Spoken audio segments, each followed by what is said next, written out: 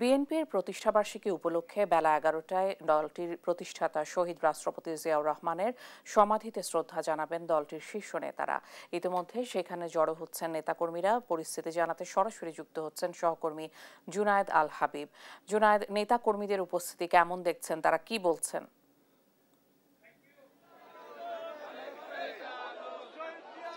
আইশিকা, এই মুহূর্তে আসলে বাংলাদেশের সবচেয়ে বৃহৎ যে রাজনৈতিক দলটি রয়েছে, বাংলাদেশ জাতীয়তাবাদী দল বিএনপি, সেই দলটির আজকে প্রতিষ্ঠা বার্ষিকী। আজকে আসলে মূলত বিএনপির 47তম প্রতিষ্ঠা বার্ষিকী। দলটির প্রতিষ্ঠা বার্ষিকী উপলক্ষে আমরা দেখছি যে দলটির প্রতিষ্ঠাতা রয়েছেন শহীদ প্রেসিডেন্ট জিয়াউর রহমান, তার যে মাজার রয়েছে শেরেবাংলা নগর এলাকায়, এখানে হাজার হাজার নেতাকর্মীরা কিন্তু উপস্থিত হয়েছেন আজকে দলটির প্রতিষ্ঠাতা শহীদ রাষ্ট্রপতি জিয়াউর রহমানের মাজারে শ্রদ্ধা নিবেদন করার জন্য।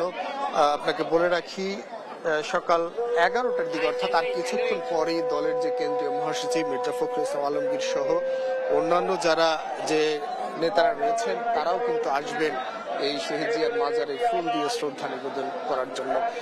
ইশিকা, বলে রাখি, মূলত 1978 সালে বাংলাদেশ যখন একটি ক্রান্তিকালীন সময় পার করতেছিল, যখন দেশের আইনের শাসন ছিল না, মানুষের বাক স্বাধীনতা ছিল না, ঠিক সেই সময় শহীদ প্রেসিডেন্ট জিয়াউর রহমান তিনি আজকের এই বিএনপির প্রতিষ্ঠা করেন এবং প্রতিষ্ঠার পর 1981 সালে তিনি আসলে কিছু বিপথগামী সেনা সদস্যের হাতে শহীদ হন, নিহত হন। তারপরেই 1983 সালে মূলত বর্তমান যে বিএনপির চেয়ারপারসন রয়েছেন বেগম খালেদা জিয়া, তিনি দলটির হাল ধরেছিলেন এবং তার নেতৃত্বে মূলত নানা চড়াই উতরাই পেরিয়ে বিএনপি আজকের এই অবস্থানে এসে পৌঁছেছে। যদিও গত 1.5 যুগ ধরে কিন্তু দলটির উপর ব্যাপক মানুষের গত ফ্যাসিড সরকারের ব্যাপক নির্যাতন নিপীড়নের ঘটনা কিন্তু ঘটেছিল, যেখানে আমরা দেখেছি যে অসংখ্য নেতাকর্মী বিএনপির জীবন দিতে হয়েছে, অসংখ্য মানুষকে গুম করা হয়েছে, অসংখ্য মানুষ কারান্তরীণ হয়েছে।